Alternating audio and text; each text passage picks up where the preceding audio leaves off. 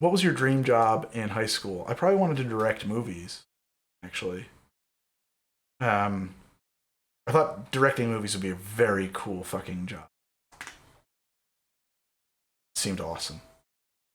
So, when I got out of high school, I went to um,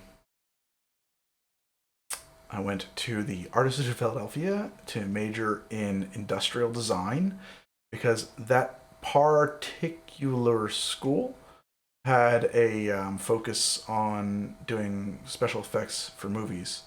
Where did I get my degree? And so while I did one semester at the Art Institute of Philadelphia in their industrial design program. And then I did a semester in the Army. And then I kind of worked a lot of terrible jobs. I was a productionist. I worked some good jobs. Let's see. After I got out of the Army, there's no quotes there. When I got out of the Army, I became a repo man. I repoed cars for a while. So I drove a tow truck and repoed cars. I worked security at boxing matches in Atlantic City. I delivered pizzas. I delivered salads at Salad Works. I was a buyer at a pawn shop. I would rate diamonds and gold and electronics and buy stuff at a pawn shop. I worked as I was a riveter in a factory or a machine shop, if you want to be specific. I was a land surveyor. I was a rod man on the land survey team. I was a production assistant at this place called Michael Schramm Company that made food commercials, which is why I do How to Drink. Just kind of got under my skin. I was a stagehand also in Atlantic City. As I was a stagehand kind of doing load-ins, load-outs, and builds for rock concerts. So I built the stage and rigged the pyro for Kiss. I delivered flowers to Pat Benatar backstage. The Wailers tried to buy weed off of me. I did a lot of work. I worked for Weird Al for one night only. I was a local stagehand, so they would come in with 12. Perfect example. Aerosmith had 18 wheelers that they came into the Trump Taj Mahal with, and we had to take them and to unload the boxes, build the stage, wire the speakers, put up all the stuff, build all the stuff. And then I was doing that while I was also a rod man on a land survey team in Atlantic City, and it was February, and I was on a beach, and I was putting a wooden stake in to mark a point. I never knew what the points were. I was just a rod man, and my wooden stake hit the sand and it split because it was so cold in February on the beach. The water, the ocean would come in, the waves would lap in, and instead of going back out, they would just freeze. And I said, I gotta stop working. I don't want a blue-collar job anymore. I don't want it. I want to work indoors. And so I started looking into it, and a family friend had years previous said, if you want to go to film school, maybe you should go to the School of Visual Arts. I didn't apply in high school because I was intimidated and I didn't have a resume. And so now, years later, I didn't give a fuck. So I was beyond fucking giving. I was beyond fucks to give. And so I applied, and I applied hard, and I harassed them until they let me in. And I got into the School of Visual Arts in New York City, and I went to SVA, and I majored in film. And all throughout my 4 years of film school, 5 years of film school, took me an extra year to graduate. I kept asking my academic advisor and stuff hey, or my teachers, so I'm going to graduate with a concentrate in directing. What am I going to do for a living when I get out of school? Because I was older than all the other kids, right? And one of the things that blew my mind when I got to film school too, both your parents went to SVA, nice, was that in my brain, an artist was I had this very tragic bohemian view of an artist, like these people who are starving and working, people like me. And when I got there, I was like, oh my God, none of these people need a job. Like, there was I'm not exaggerating, there was like a handful of kids at SVA who didn't have a trust fund. And this is true. I'm not throwing anybody under the bus. That's a fact. I was the poor guy. And so I was very concerned about what I was going to do for a living when I got out of school. And everybody's like, well, what do you want to be when you get out of school? My teachers. And I was like, well, I want to direct. They're like, well, then you should keep your concentration in directing. Guess what? When you get out of college with a concentration in directing, they don't hire you to be a director. There was no jobs for me. I couldn't even get a job as a PA because my contacts in that world had kind of dried up in the intervening years. And for like a year or longer, I was really struggling to get work. And I was very convinced that I was a director, that I was not anything else on set, and so time to start networking. Well, you know what though? And I told people, even my parents, I was like, you got to understand that the reason I'm going to college, where does your degree come from, doesn't really matter. What matters is that I'm going to school with people who are going to do things, and they're going to be my friends, and I'm going to be their friend, and we're all going to help each other up. And that's exactly how I'm getting to that. It was like I was working again as a tow truck driver, doing roadside assistance, but trying to get jobs as a PA or something, just get my foot in the door. And it was like around Christmas, and I had applied for a job as an assistant manager or sales rep or something at Restoration Hardware. If you're not familiar, it sounds like a hardware store. It's not. It's like a fancy furniture store for bougie rich people. And they didn't hire me. I was so upset about it.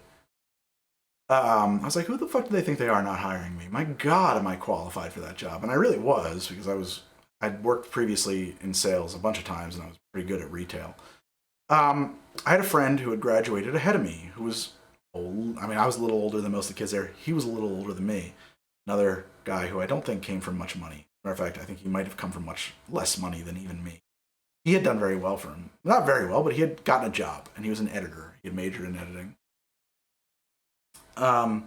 And he kept harassing me. Greg, I know you could be an editor. You're a great editor, man. You could be a hell of an editor. I was like, I'm not an editor, dude. Jesse, I'm not going to be. I suck at it. Really don't like doing it. I don't like it. It is just tedious, miserable work.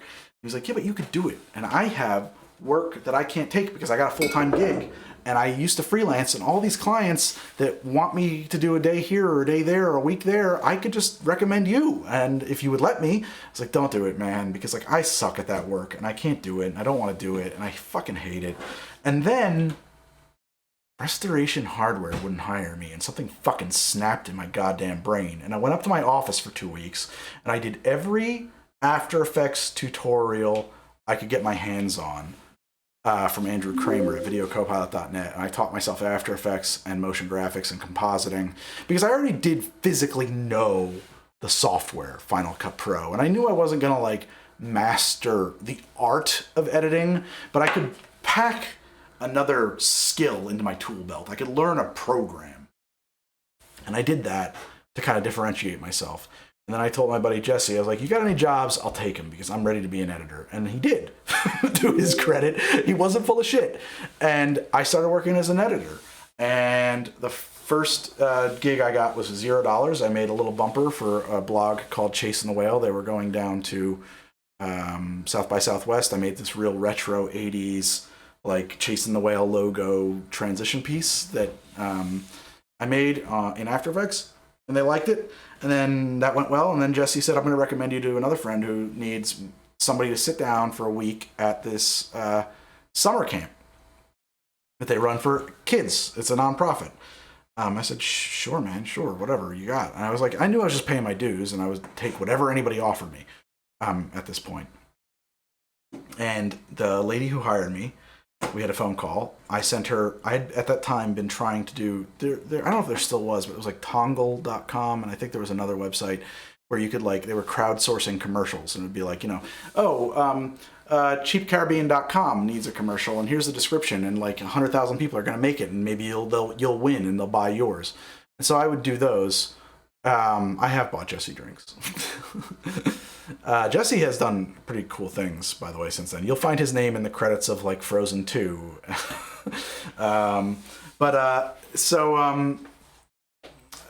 Yeah, so I was doing those, and so I had a couple of little reel pieces, these spec commercials that I had kind of made on my own, and I showed them to her, and one of them involved me wearing, my God, it's so embarrassing when I think about it now, but I was wearing a Speedo, because I decided, well, we need to cast somebody. It was like a last minute substitution. I was like, I know how we can fix this and make it work. So I'm wearing a Speedo in it. And she basically said, anybody who has that kind of a sense of humor is fine by me, so you can work for us. What can I pay you? And I said, Jesus, I'm just so happy to have the work. I don't know. I didn't think there was going to be any money. She's like, well, I don't want you taking another job while you have this work. So what is your time worth? And I said to her, I don't know, $100 a day? And she was like, I'll pay you $150 to her credit. So for months and months and months, I made $150 a day, and I had to commute to New York City on that as an editor, making because there was 5 days, and then at the end of the 5th day, I convinced them. They were like, we have this thing coming up. This my computer's going to sleep. What's going on here? It's not great. We have this big thing coming up, this summit. And it's a big thing, and maybe we can do some video stuff there. And I was like, I just kind of swept in. I was like, well, in high school, I didn't say it that way. I was like, I know how to tech direct, because I do. I know how to do the job of running a switcher and tech directing multi-camera live productions, because that's what we did in high school all the time. We had believe it or not, we had a TV station with a switcher. I learned how to use it. And I just was like, yeah, I'm the guy for the job. And so I did that. And then before that was over, I was like, you have a lot of footage. You have a lot of footage. You should just pay me to come in all the time and look at your footage and cut stuff from it. And so for months I did that. And then I convinced them I needed an assistant.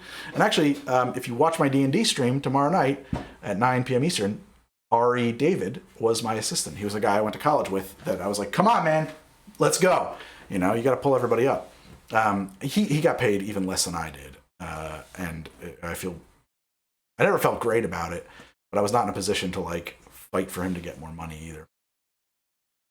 I have a D&D stream, Furata, Thursday nights, 9 p.m. Eastern, on Twitch right here. So yeah, we're doing D&D. See, my books are right there. My books. I don't really use the books anymore. I'm all digital, but anyway. And so I did that job for a while, and then another friend who I went to college with. Now this guy, I won't say his name. What a sociopath. The day we started college, he was just really good at looking older. A lot younger than me. I mean, he was 18 years old when I was 24 or something. And he was he just had such a very, very dapper professorly look, he had the hair, he knew how to wear a cardigan and a suit jacket and how to carry himself. So when we started college, he told employers, I've graduated from college. He told everybody that. He put it on his resume. And so he started working the day we started college. So by the time we got out of college, he was the fucking head of a department. It's what? I give him a lot of credit because he did that all on his own. Shady as fuck. But yeah, man, good for him. I mean, he's a guy who had to bend the rules to get to where he wanted in life, and he didn't have anybody helping him. I know that for a fact. He came from nothing. So power to him. But I would make a point of every time I had work in the city, I would be like, well, who do I know from college that I got to get in touch with? We should have lunch. Find out what you're doing. Find out what I'm doing. Just make the point of doing that. And he was like, I got a gig. Come to Philadelphia. I can pay you $500 a day for 6 days. And I was like, and I'll put you up in a hotel room to edit social media content for Nike. $500 a day? Oh my God. And I ran home to my wife. She was my girlfriend. Then I was like, it's gonna work. Honey, this is gonna work. I don't know what the fuck is going on, but it's gonna work. It's gonna work. It blew my goddamn mind. So I told my regular client, I was my permalance gig at that time. I was like, guys, I gotta go. I got 5 days. You can't match the rate. I gotta take it, but I'll be back. And so they were like, sure, fine. And so I had this gig where they would pay me $150 a day to come edit. And I think at some point I got it up a little bit from there. And then when I could, I would take other jobs, if I had the opportunity. And it worked out great. And I just kept building a client list. And along the way, some people didn't pay me, or I had to fight to get paid, or I had to threaten to sue, or I had to scramble for a gig, or whatever. I don't know. I guess I'm not going to say that I was great at it, because I don't think I was, but I guess I wasn't bad at it, because every job seemed, nothing ever stopped me. Like every gig, every time I thought I wasn't going to have a gig, I'd get a phone call or an email. And I'd be like, well, can you do this for a day? Can you do that for 2 days? Can you do that for a week? And I was like, sure, yep, I can do it. And there was a lot of nights when I literally did not sleep because I was double or triple booked. And then there was a week when I didn't work or something like that. And that was kind of what happened to me with film school. So I was an editor for years. A friend recommended me to a company that was looking for an editor to do some sports documentary work. And I never got to work at BA. And within a week of a gig there, they were like, maybe you could be kind of full-time. And so they made me permalance is the term. No benefits. You're not really a staff person. They can let you go anytime. You're just a freelancer who is there all the time. And I did that for 3 years. And when my kid was born, I started doing the math, and I was like, oh, I'm not making enough money. So I went full freelance. And then I started working at more agencies, advertising companies, things like that. And how do you make it like high quality resolution? I'll tell you in a second. It's not the resolution. This is just 1080p. It's just regular. 6,000 kilobits a second, constant bit rate in my encoder. So yeah, I was a freelance editor for a number of years at various agencies. In fact, I still get some emails, even though I'm not pursuing that kind of work anymore, from clients who remember me, and I have to pass them along to other people. At some point, I guess 5 years ago, I started making this show, and eventually it overtook my income, and this is what I do for a living now. I make How to Drink, either on Twitch or on YouTube. And I'll tell you what, it's better than fighting clients for money. And I'm not trapped living in New York City. It was like one of the things I used to lament, the fact that I was like, man, if I could do it all over again, I'd have one of those jobs like doctor or something. Or lawyer, because there's a doctor and a lawyer in every town. The only place you can be an editor in America is New York or LA, maybe San Francisco, maybe. The only place you can make a living, but it's the most expensive markets in the universe. So you're like trapped in this weird hamster wheel where it's like, I can't make enough to live, but I can't make anything anywhere else. It's just like miserable. The only thing, hey Greg, I'm thinking of quitting my job at Chipotle and working something that's my skill set, like tech or security. Do you have any tips for me when it comes to changing jobs and trying to pursue something that actually makes me happy? Man, you work at Chipotle? Are you like a manager or something? I'm serious. Like if you have you should just, I would never tell somebody to rashly quit their job and go without an income and live without an income. But I think that honestly, unless you've really got time sunk in there and you've got some kind of roots at Chipotle, why wouldn't you do something else? Why wouldn't you do something else? Dude, I remember when I was in high school, people, my wife, whom I've known since high school roughly, but not really, people who would have like that job at the pizzeria for 4 years all through high school because they're dependable. And I would be like, why? Like, if somebody's offering you more money, I would quit that job in a fucking minute. I wouldn't even give notice. I'd be like, bye, goodbye. That's why I had like 1,000 jobs when I was in high school. Well, I was working this job for 4 days, and then like I got an offer for 50 cents more, so I left. Bye. like I don't owe you anything. If you want to compete with that, you can offer more money. You can't? I'm out the door. I don't want to be a jerk about it, but like I'm not working because like nobody has a job at a pizzeria because they're really passionate about pizza. Nobody has a job. I forgot to put it on. No high school kid has a job they're passionate about. They have a job that they don't hate that pays okay. So I just, and no one really, like what, you get some incremental pay raise. Dude, from one gig to the next, I made $6.25 an hour when I was in high school as doing maintenance for a local township park, right? And then through a teacher, actually my ROTC teacher, he offered me, he was like, I'm the groundskeeper at this golf golf course and I can get you a job as a busboy. It pays $14 an hour. I was like, I quit. I don't care about this job. My loyalty to them means nothing. It means nothing. So, yeah, I never, as a kid especially, I didn't care. I remember when people would ask me that, like, don't you care about how that looks on your resume? I was like, no, I don't. If anybody thinks that I should have stayed at a job that paid less because I was 15 and I was supposed to have loyalty, then, like, I don't care about that person's fucking opinion.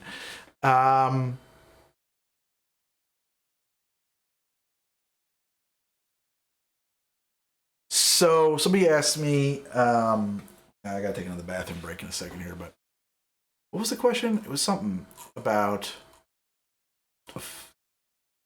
about not getting paid. That's what I want to tell that story. So I worked a couple gigs at you ever heard of a publication called Mike.com? It's gone now. So I got hired to edit for Mike.com, and they're a major publication at the time. I mean, like Vox or something like that. And they refused to pay me. And I did a shit ton of work for them. It was a job that was supposed to be a little branded commercial for a bank or something. And the brand didn't like the footage. And so I was like, well, okay. And then the ask came in, Greg, do you think you could build an animation that the brand would like? And so I said, I guess I could. Do you have the budget to keep me on for as long as it takes? And they said, yes. Okay. And here's where I made a mistake. I said, do you want me to invoice you when everything is done? Or should I invoice you as we go? And they said, invoice me when it's all done. What I did not predict was that this job would drag on for months and months and months and months.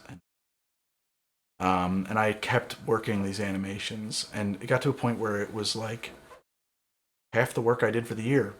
So here's what happens when you're a freelancer, when you're working a job. You're working this job, you're not working that job. Okay? And this job is going to pay you at some point, but it hasn't yet. So you're going into debt. You're using your credit cards, whatever you've got to get by. You're spending out of your savings. You're running dry, but you know you're going to get paid when it's all said and done. And it's going to be a big, fat payday. And then you invoice them, and the check doesn't come. And so for 6 months, 4 months, 5 months, I don't know how long it was, you're not working other work, so you have no other income. And now you don't get paid for that. It never shows up. And I mean, doesn't show up. Right? And you don't want to push. You don't want to push because there's a lot of money on the line. And you're afraid. This is a big company. And honestly, the main reason you took the job was because their offices are on the 85th floor of the World Trade Center, and you thought it'd be really neat to get to hang out there. It was.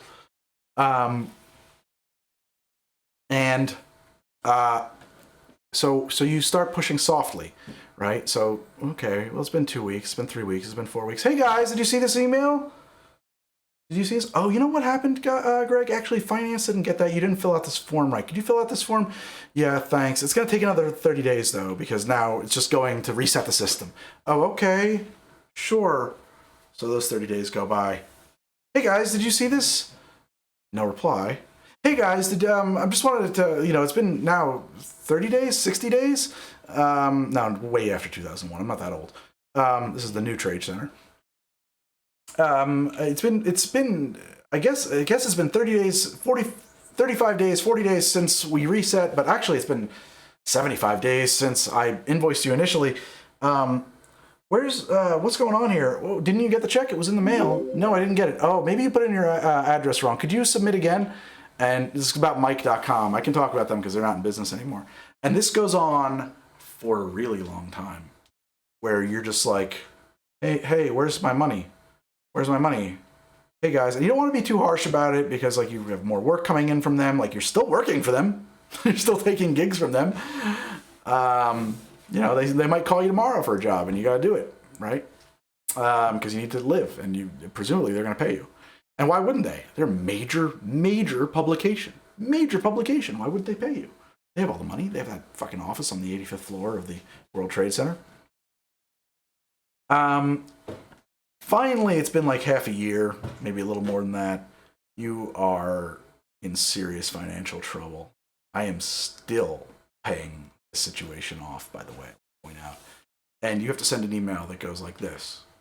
Hey guys, just so that you know, I have seen that the work is in the public eye that I created, which means, and that you are promoting it. So the client has accepted the work and approved the work. You have gotten paid for the work. The work is in public. Now, I understand that as a freelance contracted employee, I did this work as work for hire, which means I rescinded my copyright to it as virtue of that. However, since I was not paid, in 24 hours, I will rescind my copyright and I will claim it, exert it as an original work. And since you have stolen it from me, and since we agreed that it was worth, and I'm not exaggerating when I say the amount of time that I worked on this, I think they owed me $28,000. It's well beyond the scope of grand larceny. I won't even be able to take you to small claims court. I'm pretty sure it's grand larceny. You have stolen my property from me. I will notify your client that you have stolen this property from me. I will exercise my copyright and I'm going to take you to court. Unless the money is in my account, wired in 24 hours. Here's a tracking number and account number. Thank you. My next communication will be from a lawyer's office. I got paid in 24 hours and hired for another job. Because at the end of the day, they don't care. That's my my advice to freelancers everywhere on earth is that if a client refuses to pay you, get the money. Don't ever worry about working for that client again, because that's a client who refuses to pay you.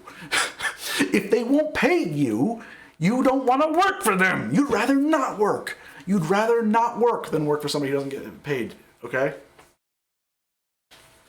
You'd rather not work than work for somebody who's not going to pay you.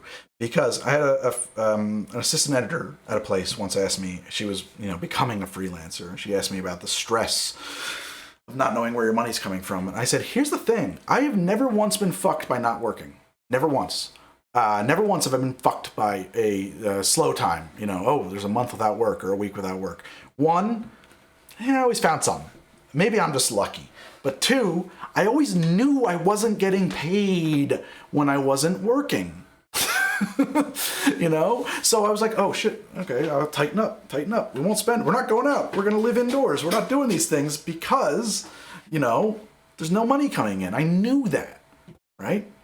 But when you work and you don't get paid, oh my God, that is the worst. I mean, it's so bad what happens to you. It is so bad for you. That is the fear. Don't fear not working. Fear working for somebody who's not going to pay you. But to that point, don't be afraid about getting paid. Because, as I said, clients who don't pay you are useless. They're not going to get you jobs that pay you. They're not going to pay you in the future. Get money for what you did. And two, the 2 or 3 times I had to really threaten to hurt somebody about not getting paid, that person hired me again and they paid me in advance next time. Because they knew they were wrong. So that's my advice to freelancers. Don't be afraid to be. Understand that the reason that you're in the room is, they weren't always legal threats, Victor. Sometimes I didn't have that. Obviously I wasn't threatening anything legal. It was like, I know where you fucking live kind of threats. Where's my money? I don't have money to hire a lawyer.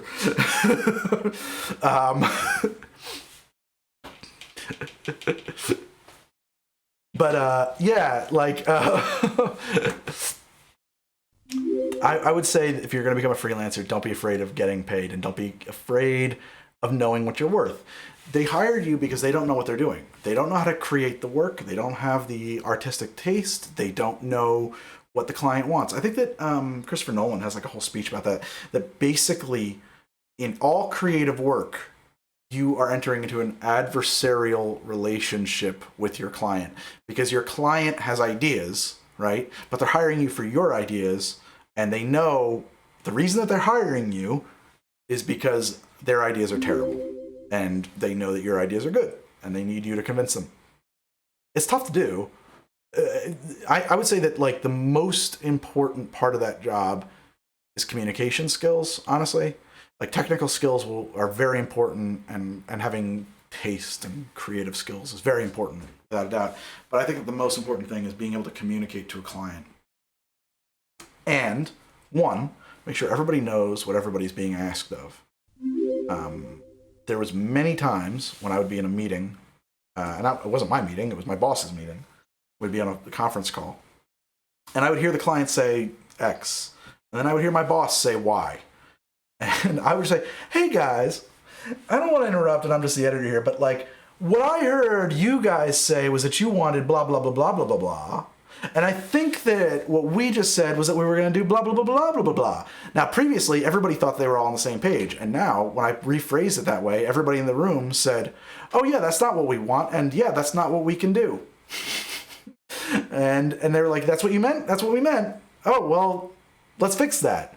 Because you have to, that I think is important. I think that understanding having those kinds of communication skills. And managing and understanding that you bring to the table what they don't. What you do, even though it seems really mundane. You know Photoshop a little bit. You know Illustrator a little bit. You can edit because you're just starting out in your career. You can do some voice work. They can't do any of it. So every piece of it that you bring to the table is wizardry. It's wizardry. It's absolutely magic. They have no idea how any of it works. They don't know. And that's not something that you shouldn't, don't brag about it, right? You shouldn't like lord that over people and be a dick about it, but you should very much so be confident in the fact that when they ask you questions about why did you do this or why is it like that, it's a real question. They're not trying to get you. They just don't know. Just tell them, well, I had to do this because of, You know what happened? We thought that, you know what? I made a mistake there. I'll tell people that. I love telling people that. Oh, you know why it's like that? Because I screwed up. Hold on, let me fix that. I would say that all the time on jobs. It's like that because I made a mistake. Let me fix it. Hold on. That's the most powerful thing in the world. There's nothing more disarming than that, I think. For me, I mean, I am dripping in privilege, right? So maybe I get away with things that other people don't. But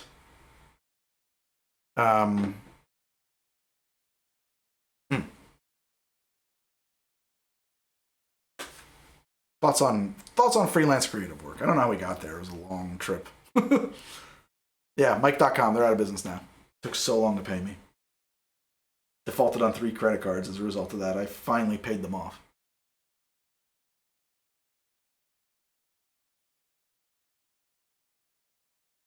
Why is the Speedo blue, Greg? Oh, sorry, I made a mistake. Let me put him in the red one.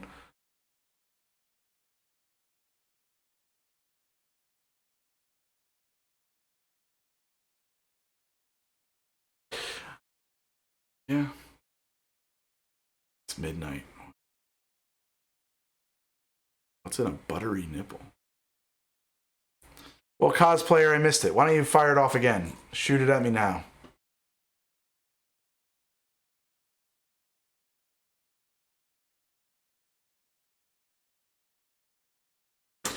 Oh, people need emotes. That's true. I have a friend I just hired to make some. If privilege is no one's fault, how is it an appropriate metric for inequality? What?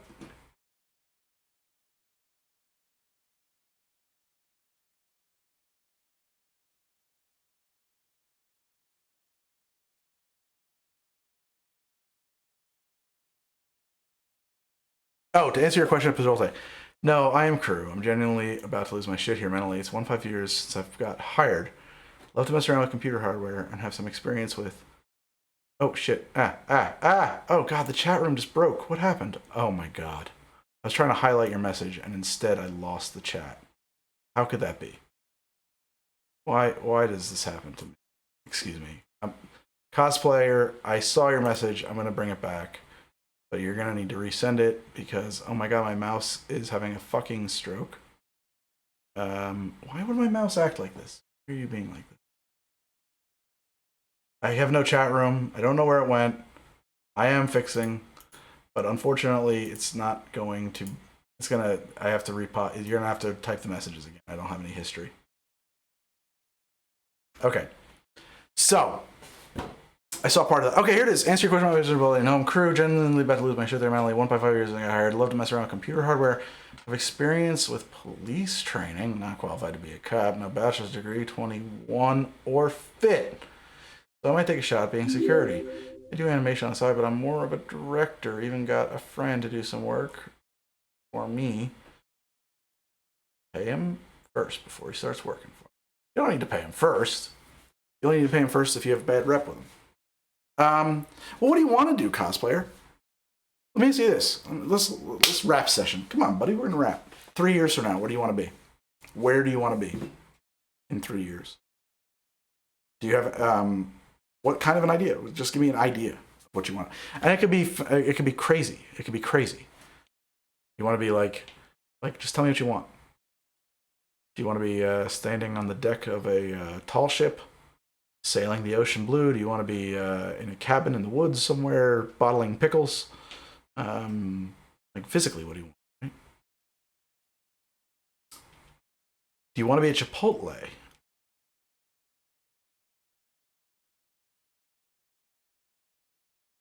The thing I would say that I read somewhere, it was just in some stupid self-help blog about like how do you get your freelance work, how do you make it as a hustler, you know, whatever. And it was like, hey, listen, if you want a job that you don't have, you should live your life like you have that job and log the hours. You know, look at your schedule and make a schedule and be like, well, you know, for me, it was like, well, I wake up in the morning at, you know, go to work time, 8 a.m., 9 a.m., and then I go to work for 8 hours doing tutorials or just working on whatever editor, motion graphics stuff to get better at that. And I made it my job, and then somebody figured out that they could pay me for it. Kind of like work it backwards. That was good advice for me. I don't know if that's good advice for everybody, but for me, that really worked out very well. I heard somebody say something recently like, if you practice anything, you'll get good at it. That's kind of true. If you practice being a piece of shit, you'll get good at it. I think was the point. But in truth, I want to be happy within 3 years. I want to make my own cartoon. Maybe do some security contracts, maybe sell computer parts. I hate Chipotle. We have to fight some customers since the pandemic. I was close to bringing out the shotgun because one of the customers was causing that much trouble, and I'm done with customers. Cosplayer, here's the deal. You will be dealing with customers when you make your own cartoon, when you do security contracts, and when you sell computer parts. So you're gonna have to make your peace with customers. I'm dealing with customers right now, okay? And I have my own show, and I don't owe anything to anybody, right? That's just some hard fucking cold facts. You want to make a cartoon, you're gonna have customers. Here's what you do. I like that. I like that idea. I don't know what security contracts mean, and selling computer parts. I think selling computer parts, you apply for a job, right? Like you're just looking for a job at a computer shop. You want to make a cartoon. Can you animate? How many hours? What's your schedule like right now? What's your schedule at Chipotle like? How many hours a week do you have free? How many hours a week do you work at Chipotle? What is your life like? And most importantly, do you have the hardware to do the animation that you want to do?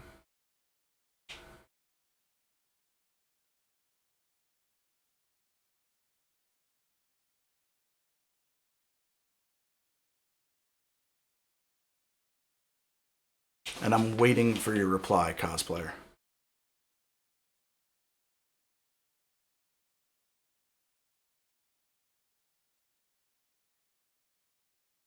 working 3 days a week, so you have about 20 hours of work at Chipotle, and you've done some animations here and there, but I don't really have the artistic talents to do it on my own.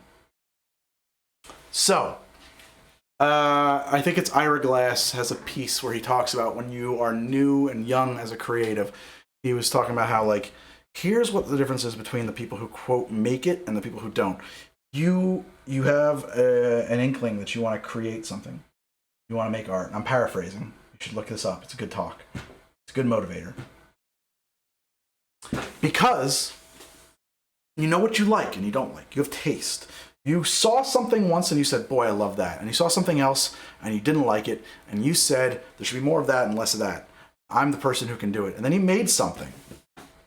And it wasn't this, it was that. And you didn't like it. Because you had the taste that told you this was good and that was bad. But you didn't have the skills yet to make this. And you ended up making that. What are your options? You can't dumb down your taste to like what you made. You know what you like. You've already figured that out. You have that. That is actually one of your greatest assets, okay? You have the actual ability to know what's good and bad. That is a really valuable fucking skill, okay? So you don't want to change your taste to match your skill. What you want to do is ignore your taste to hone your skill, because you're going to have to keep working again and again and again and again and again until your work, your output, your skill matches your taste. Because you can't change your taste. You can practice your skill. So what you just said was true, right? Like, you don't have the skill to make it on your own. But that's okay, because this is your taste. Nobody else has your taste. Nobody else knows. I'm actually sobering up, guys. Nobody else knows what you know about your work. Nobody else knows what was in your mind or what was in your process or how you got there or how it's not what you want or how you wish it was different, okay? They don't know that. They only know it exists, and then they have to compare it against their taste. And maybe some of them are going to say, this is great, even if you, with your taste, say, it's crap, I wish I'd made something better. But some people are going to say, no, it's great, I like it, I'll help, I'd support you for that, I'd pay you money for that, that'd be great, thank you. Some people aren't going to do that, right? Some people are going to look at it, no matter what, no matter how good it is, and they're going to jump into your stream and say, talking politics, dude, I'm out, fuck you. And you're going to say, well, fuck you back, because I don't give a shit. And or they're going to look at your work and say, I don't like this. And then they're going to like it. And you can't worry about that, okay? The work that you can make today is the work that you can make today, and it's the best work that you've got. You got to make the work you can make today with the tools you've got today. Now, you're working 3 days a week at Chipotle. I don't know what your other responsibilities are, but are there a number of hours a week that you can clock, put it on a schedule, and make it your fucking job to work on this cartoon that you want to make? Are they shorts? I would encourage you to work with shorter mediums, because I think shorter is better. It's just a film critique thing, but whatever. They will not meet your taste. They're not going to make it there. In 10, 15, 20 years, they might make it. You won't, But the point is that if you just want to make stuff that you personally love, then you can't do it for a living. It's a different thing. Because living on it is about volume. And a lot of times it's about, I got to get this out the door and get the check. That's what it is. I mean, that's a lot of it, right? Is every episode of How to Drink perfect for me? Do I release them when they're just right? No. I release them ideally on time. And I try not to look too much in the rearview mirror, and I do it better next time. And that's true of edits too, I mean, there was times when I told a client, like, hey man, you give me 4 more days, we could have something else here. But this is what I can do in 24 hours, or this is what I can do in 48 hours, this is what it is. This is as good as it's gonna get. You have to do what you can do with the tools you have, with the skill you have, and I think personally, this is just my personal belief, I think that when you're creating something, maybe you won't even hate working at Chipotle that much. I don't know if you're not now, honestly, but I think that if it will become a completely different thing. It'll just be a way to pay the bills. It'll just be a way to pay the bills, and you'll be building this other thing. And at some point, you'll actually come to the conclusion, you know what, I don't even care if I make a living off of this. Like, I just like doing it. That's when the money will come. When you stop doing it hungry. I mean, there's two sides to that coin, actually. But like at some point, you're gonna say, I think, damn it, I like this. And I think that that's what's gonna work. Damn, this is good. And then later, you're gonna look at it and say, this was fucking garbage. What was I thinking? Oh my God. You're gonna change your mind. So do I think you should quit your job at Chipotle? Maybe, but not if it's gonna hurt you. Chipotle is only taking up 3 days a week. You've got a lot of time to do other stuff.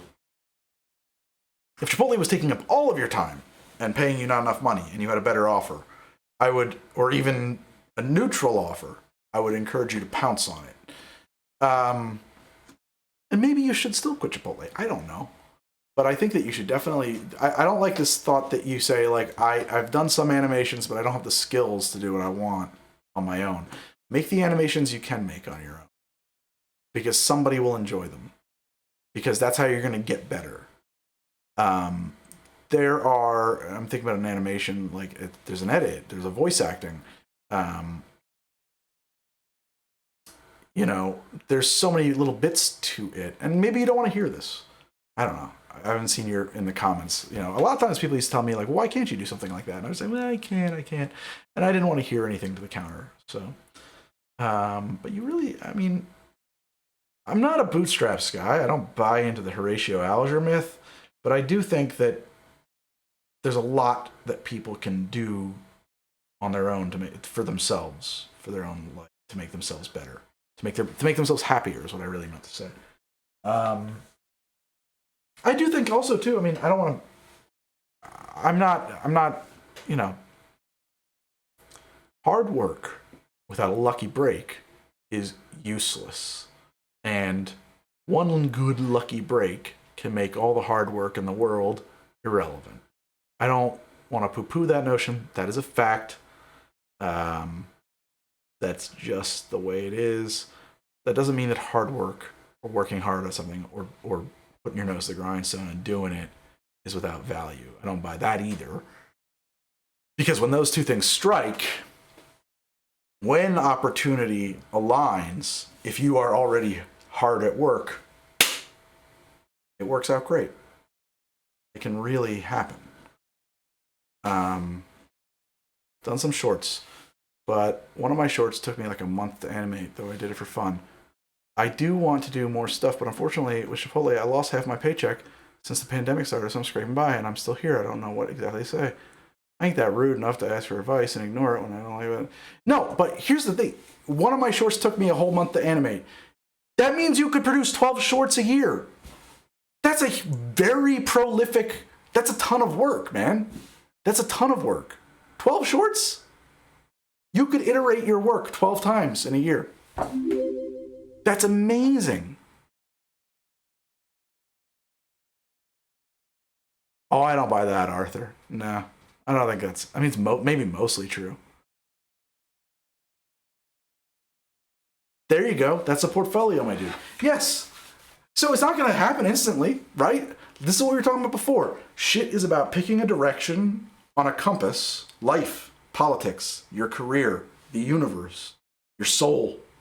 You pick a direction on the compass and you decide which way you want to walk in, and you just keep walking because it's the right direction.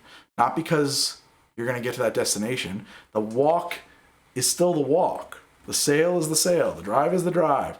There is no, I'm at the destination and I'm done. That's death. That's literally what I mean, right? Like, you just have to decide which way you want to walk. You want to walk towards being an animator, and it sounds like you can do 12 shorts a year. You should be doing 12 shorts a fucking year. Do them. Do them. I will, I don't know if this is useful to you or not. If you need voice work, let me know. I will provide a voice for you if it's helpful. That's very presumptive of me.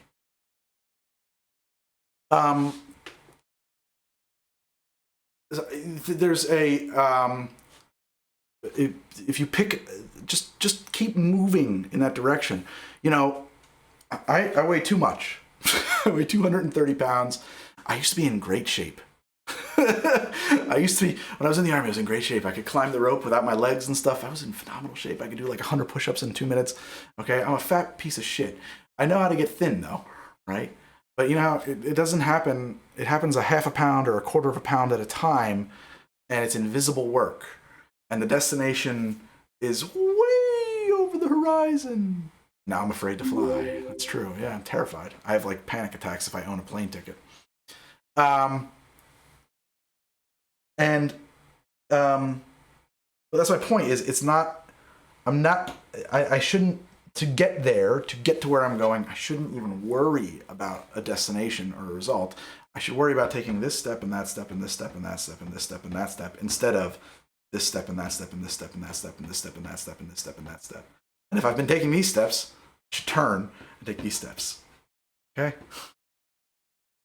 And if I take a step this way, it's not the big deal. I can always go back the other direction because the destinations are way, way out here over the horizon.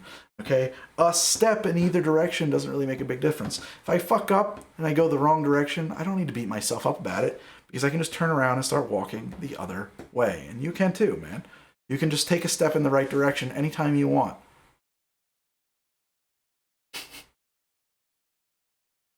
There's a lady who's sure how that glitters is gold and she's buying a stairway to heaven.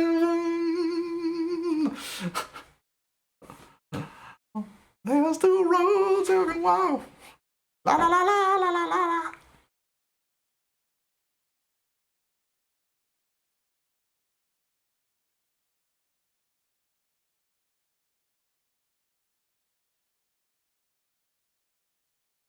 Yeah, man. Make your work.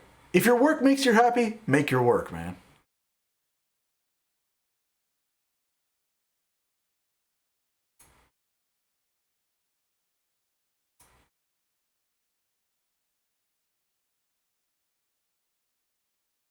At SVA, we used to have, oh man, cosplayer man. That's very generous of you. Thank you. Seriously, you don't need to do that. So, they used to put up like stupid, go to SVA, follow your dreams things all over the city. There was like one, it was like Gauguin hadn't painted anything before he was 40 years old. And it's like, that's true. Like, there's no like, you know, I feel like I've heard this a lot from like younger people that there's like some anxiety that like if I haven't made it by the time I'm 28, I'm never gonna make it. Like, what? What do you mean make it? The only thing you're gonna get is dead anyway. Like, you know what I mean? Like, there's no making it. There is no like, ah, oh, I've climbed up onto this thing. Like, dude, there isn't. There's no threshold. There's no like, whew, I made it. Nope. You get there, there's just more rope to climb. There's just more rope to climb. There's just always more rope to climb. It never, ever, ever, ever, ever, never ends. It's all uphill forever. The minute it feels like you're going the other way, I think that's a bad sign. And coffee break, thank you so much, man. Or madam. What is the oldest known cocktail? That's a great question, and it kind of depends on how you define cocktail. I mean, the oldest quote cocktail is like the mint julep, if you want to be really specific, because it's a combination of citrus, bitters, sugar, and spirit. That's the definition of a cocktail. But the oldest mixed drink, you know, it gets a little older. Mint julep predates that. The sherry cobbler predates that. But those are all still kind of modern era, back to the early 1800s. El Drac probably goes back to like the 1700s. Sort of a predecessor to the mojito, if I'm not mistaken. But then, like, if you go really far back, yeah, you get into Hippocras. There was some stuff that ancient Pasca, which is sort of a cocktail made of like bad wine, vinegar. Romans drank. Grog is 1700s. It's basically a daiquiri, a very weak daiquiri. Very, very weak. A lot of people think that grog is strong. It's not. If you look at like actual like ships registers, like how they mixed up their grog, like pirate boats and stuff like that, it's usually like 15 parts water to 1 part, or 12 parts water to 1 part rum, 1 part lime, or something like that. So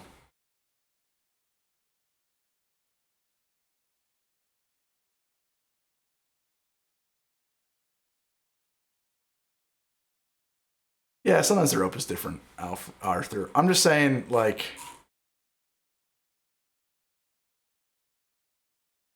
I really think that, like, I used to think that too. That, like, I just gotta do this. I just gotta do that. I just gotta get here. And then I just gotta get there. And once I get to that spot, man, I'm not gonna have to do this or that. I'm gonna have to worry about that. Then I'll be able to say I made it. But, like, the truth of the matter is that, like, I don't think that's, I don't think that's true.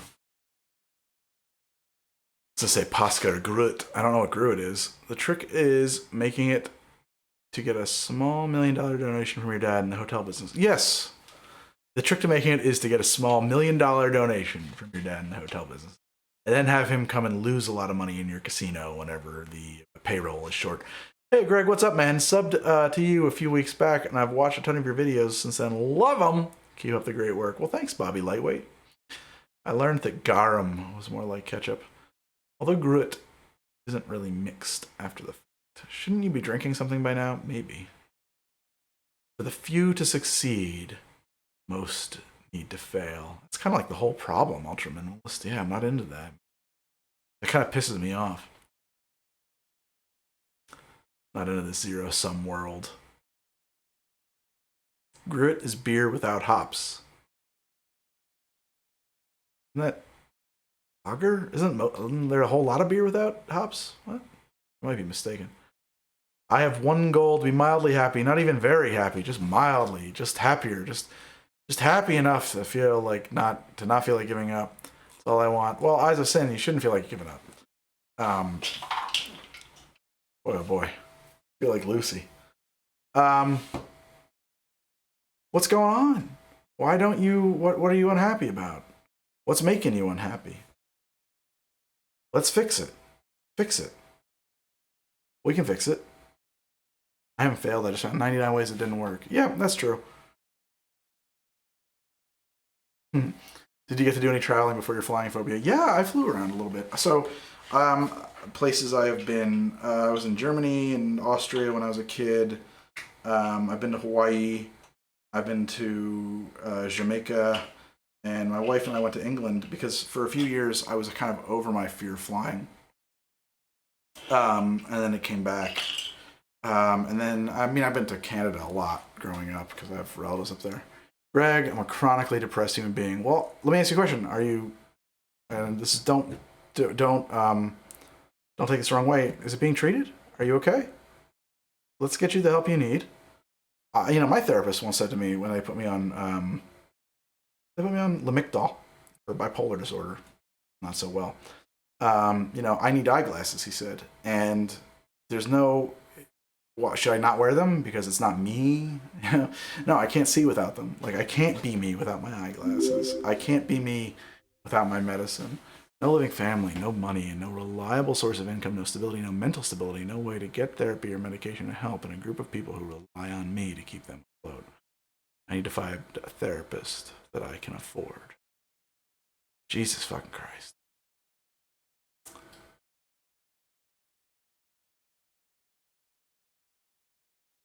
It's tough.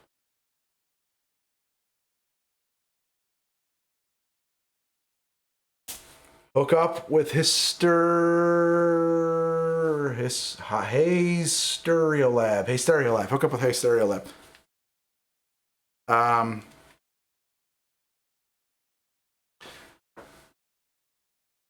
grandparents need me right now, and I'm not me. That's tough. So, one, it is fundamentally unfair for you to assume unfair to put it on yourself. And I don't want you to take for you to assume responsibility for someone else in that way. And I would venture a guess that your grandparents, if they knew that's where you were and how you felt, and I bet that they don't, but maybe I'm wrong. I mean, when I was in the army, there was a kid, basic, and his mom literally emptied out his bank account because he gave her access because mom, and she totally ripped him off. I'm not saying that's what's going on. I'm not saying that's what's going on. What I'm saying is I would bet that you should talk to your grandparents about that. That's what I'm thinking. That how you feeling with the position that you're in. And I don't know if you have or haven't. I bet they would be receptive to that. You've been in my streams a lot. I feel like I know a lot about your grandfather. He seems like a very reasonable and cool dude, even if, you know, he's in a tough spot himself. 2. You, oh God, this is going to sound like such prosperity gospel or like, you know, I don't know, boom, yuppie shit. It's not, though. That's not what I want it to sound like. I don't think that it's fair for you to be obligated to put yourself on hold for other people. I think that there's a limit to that. I think that you're going to have to figure out where that limit is, and painful as it may be, make a decision about putting yourself first. And where that is, I wouldn't say that that's universally true. There's like a lot of people out there who would say that, like, no, you got to always put yourself first. Obviously, that's not true at all. That's not how anything works. But it's one of those things, like we were saying before. The world isn't black and white. There's not a right and a wrong. There's not a you know, well, this is how it is, or that's how it is. You're either this or you're that. It's not that. That's not it. There's all wibbly wobbly sliming through reality here, trying to find our way through the gray spaces. So if it's an untenable, look, here's what I'm gonna say. If you are in an untenable situation, that situation is untenable and you need to make a change about that situation, right? I mean, that's literally what it is. An untenable situation is not tenable, and therefore it cannot continue, certainly not indefinitely. There's got to be, maybe you draw some kind of a line and say, put some kind of a time limit on a situation where you're going to make a change for yourself. Okay. One thing I know is that I know that you don't live in a major market and you're a creative. I have no experience there. I lived in New York, or in the New York vicinity, when I was working as a freelancer.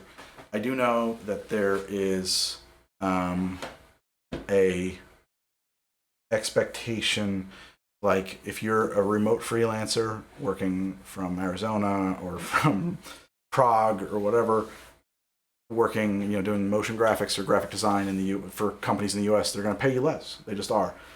Yeah, your cost of living is lower, but also, yeah, that's fucking bullshit. I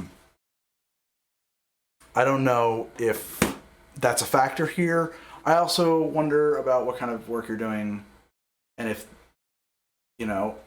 are there better vectors available to you that you have not considered for you to pursue your craft? Is there a mechanism? I mean, it's this thought I have that I can get a stable job, I can make enough money to live off of, and once things are stable, I can work on my mental health from there. I don't think that's true, Eyes, and I know that this is going to be terrible. I think that, I don't know. So here's one thing, first off, right? Every person has, let me finish this thought. There's a full arc here, and if we cut it, let me finish the arc of this thought, because if we stop it somewhere along the way, it's going to sound terrible. It shouldn't. Everybody has some things, some mental things, some health issues in their mind they are overcoming. It's all on a spectrum. Some people's are more debilitating than others. I don't know what you've got going on, and I'm not going to ask, and I'm not going to presume. I'm going to say, and so to finish that arc of that thought, every person, what I'm trying to get to is every person who is in a stable place, who is, whole, healthy, who is satisfying the pyramid, the bottom of the pyramid, Maslow's hierarchy of needs, right, has kind of somehow gotten a grip on what they've got going on upstairs first. First, you have to. You have to. Whatever that means, you have to. Even if it's a Band-Aid. It might not be therapy, right? It might be awakening to a new perspective. That has happened to me. It might be just the right kind of self-medication. I don't know. I mean, like, people poo-poo things, but the reality is that this is how people get by. People get by the way that they do. I don't know what it would be for you, and I don't know what's going on there.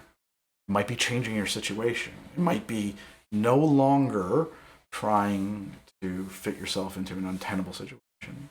But I don't think that you're going to satisfy this part of the pyramid until you can satisfy this part of the pyramid. I just don't think you can. So I hope that you do.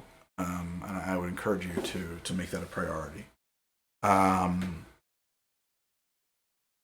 You kind of have to.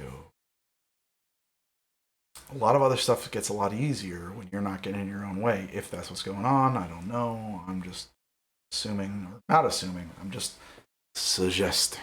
This is an awkward conversation to have in the way that we're having it.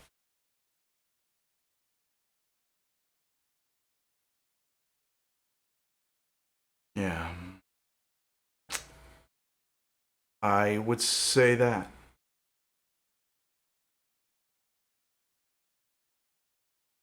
Greg, what's your perfect pizza? I like a really, just like a standard margarita or grandma pie. I guess what I'm trying to say is that, like,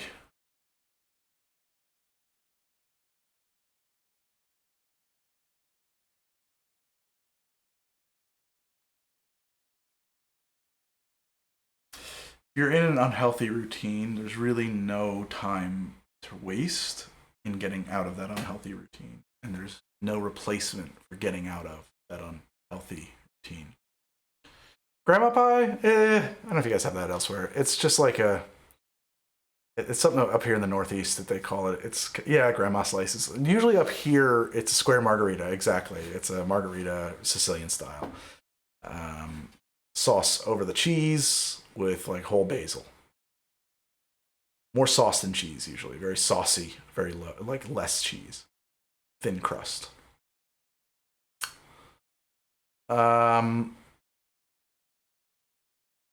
Yeah.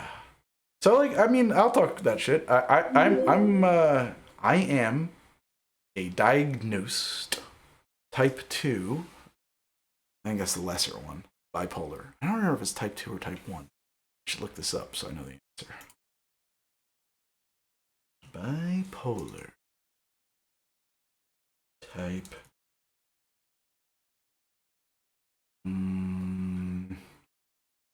Yeah, type 2. Hypomania. Not hypermania. It's type 1. Yeah, hypomanic, type 2. So I got that.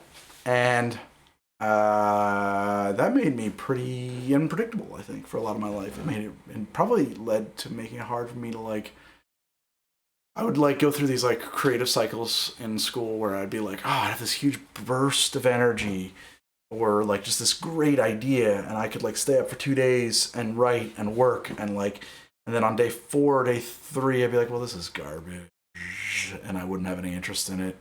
And it was just like this constant, like, it's difficult. It was difficult for me to do anything consistently, to really stick with a thing, to do it on a schedule, to show up, be a regular dude. This dude set up, he rich. You talking about me?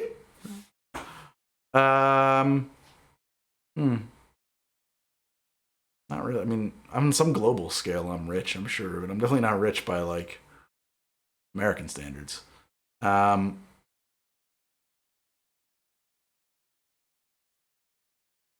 do have a few cameras in here. Not that expensive by camera terms, actually. Using a bunch of Panasonics. Somebody asked me that before. What are these cameras? that is a GH5S that I bought for vlogging. And then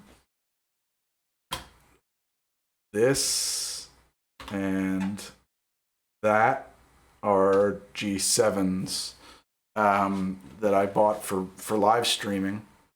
And they were cheap. They were cheap. I bought 3 of them.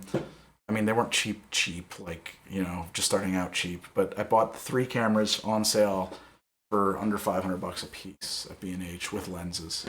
To do this.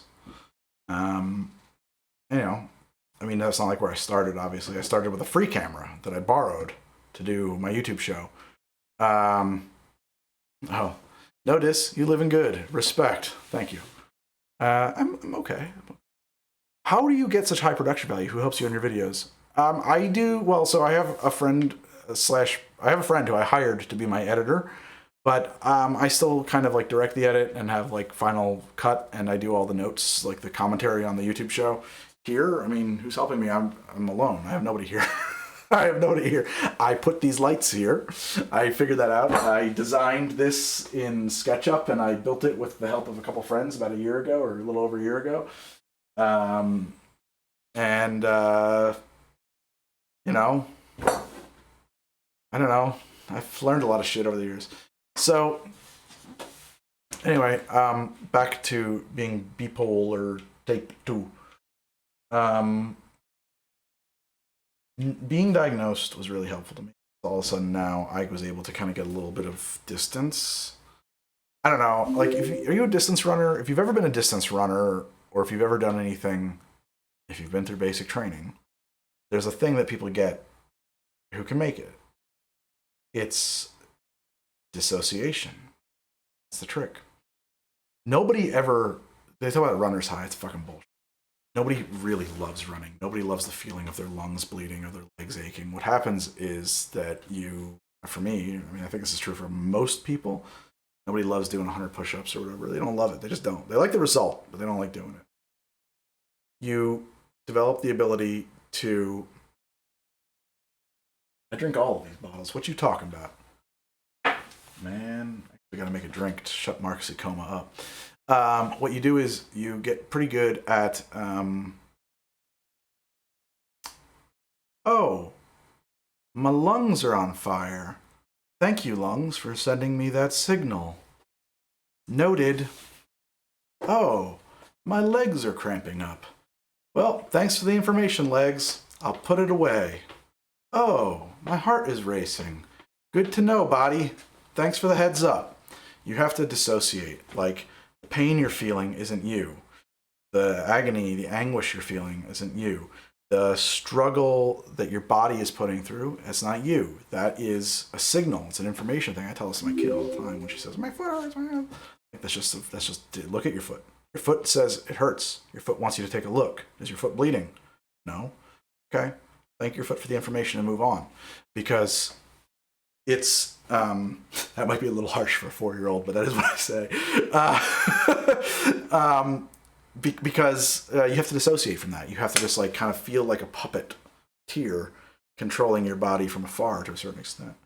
Well, in the same way, when someone said to me, "You have type 2 bipolar disorder," all of a sudden, all of these things that were going on in my head when I got that diagnosis, for me, this is how it worked for me.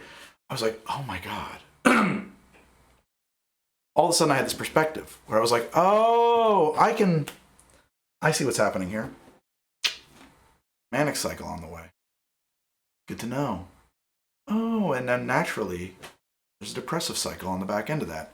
I could get perspective on that and have sort of a distance from it, and it wasn't me anymore. It was like a thing that was happening to my physicality apart from me, if that makes any sense.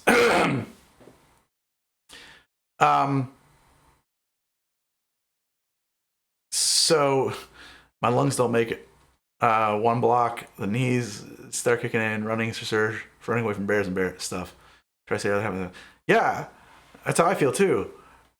And I always feel that way. And I used to be able to run for miles.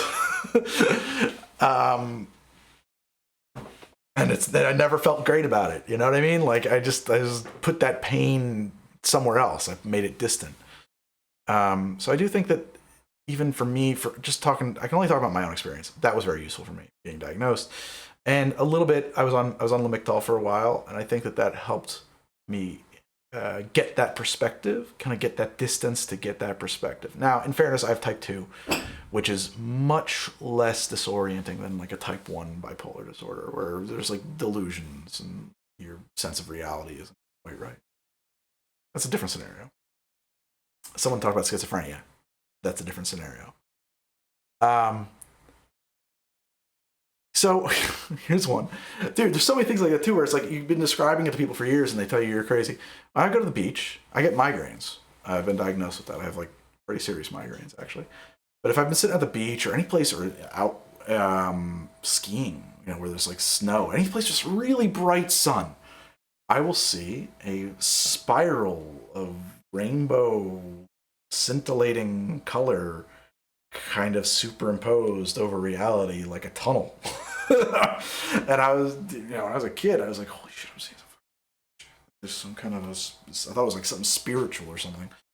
Because I was a little creepy goth kid and I thought I was seeing all kinds of cool shit. And then a couple years ago, or a few years ago, I started looking it up and I was like, oh! It found thousands of descriptions of exactly that no doctor could have told me about, because you have to be a real specialist in migraines. Scintillating aura. Scintillating aura. That's a very common migraine symptom. It's nothing weird or special at all. It's exactly this. All these people have that insane, weird, specific tunnel that they get into. And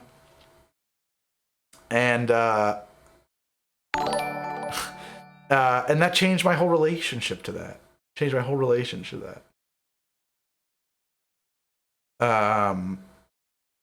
Sometimes I have to like close one eye. Like I walk around the house like this, because like this is not my eye anymore. It just feels like like almost like that disorder where you hear those people who want to have like their arm hacked off because like their body doesn't map it. It feels like an alien arm or something.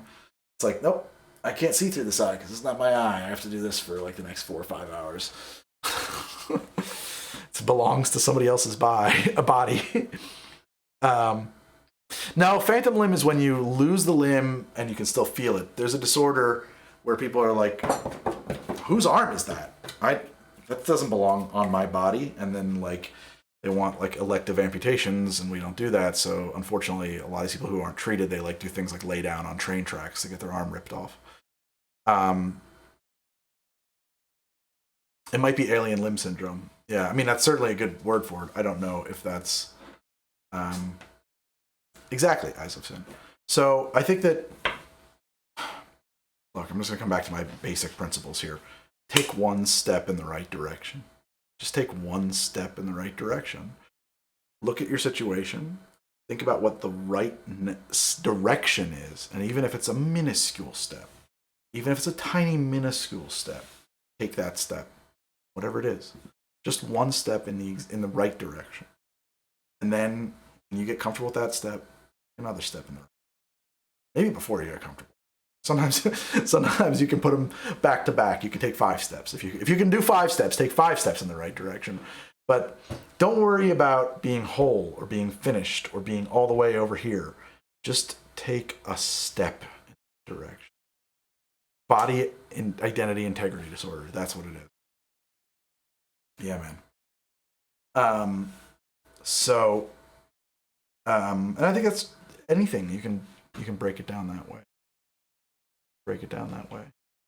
You know, if you want to make a video, you write it, you describe the final product, and then you look at the script, and then you say, okay, well, what are the pieces of that?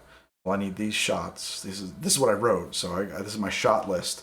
Oh, okay, well, that's, 45 close-ups and 30 wide, 5 wides and a couple of OTS shots and stuff like that. Now I got my shot list.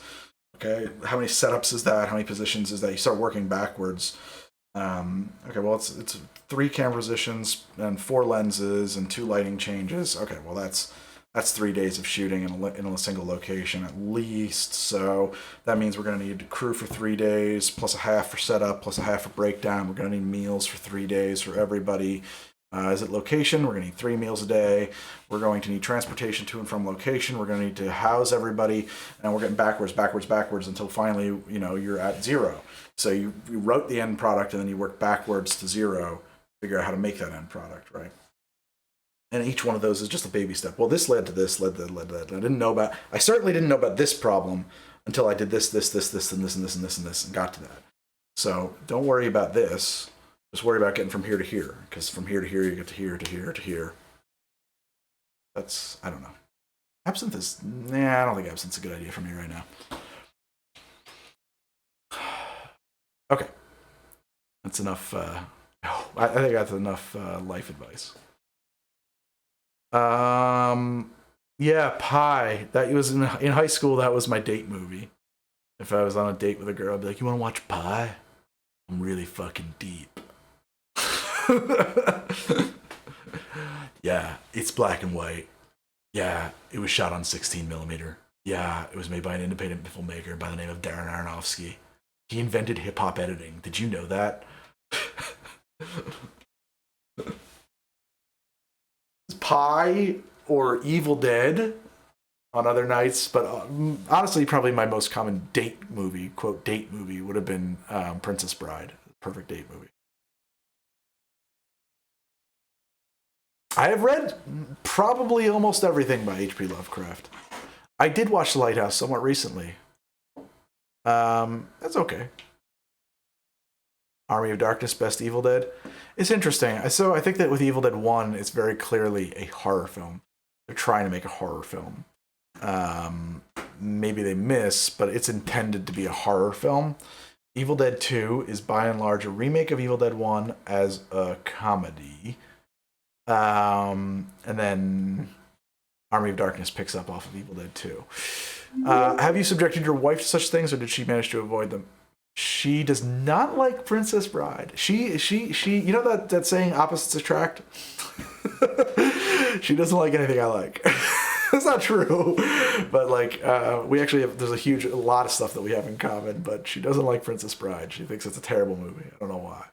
She's soulless. I have no answer.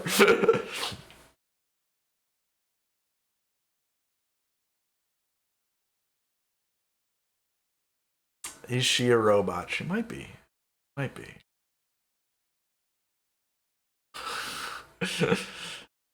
Yeah.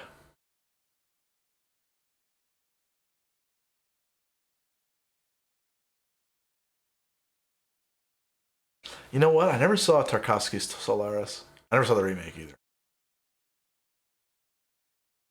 She's got good taste. Princess Bride is terrible. One in every room. One in every room. So, I'm gonna. Here's what's gonna happen. That's 1 a.m. I'm gonna do like an hour of work. I'm gonna go to the bathroom. I'm gonna go to my desk with a bowl of grapes and a glass of water. And if you guys are still here and want to hang out with me while I do a little bit of work, like work, I'll happily chat with you guys. But I'm gonna do some actual work, and you guys can watch. But we're gonna go to my desk. We're gonna get out of the bar. We're gonna leave the bar. Okay. Why grapes? Because grapes are not calorically dense, and I have a mental picture of them in my fridge, and I know how to go get them and rinse them off. I think I'm gonna do some design work on some bumpers for my Twitch stream. I don't know. Are you a night owl or one of those crazy daywalkers? So much like Kanye West, I have this superpower called bipolar type 2, although he might be type 1, where if I choose not to, I don't need to sleep. It's a terrible, terrible curse and a blessing. Yeah, so I think I'm gonna do some design work for the stream. I've got bumpers to build. Greg, it is so late. Yeah, it's 1, I guess. I usually go to bed at 2 or 3, honestly. Usually, if I got in the bed, I wouldn't go to sleep till 2 or 3, probably. So Lovecraft was racist as fuck. Gremlins 1 or Gremlins 2? Gremlins 1. I'm not a fan of either dramatically, but Gremlins 1. Not panels, a bumper. I'll show you. It'll be it's a stinger in Twitch parlance. It's a stinger, but in production lands, it's a bumper. A stinger is a different thing. For me, a stinger is a piece of music that is 5 to 7 seconds long and ends something. That's a stinger. A bumper is what I'm going to talk about next.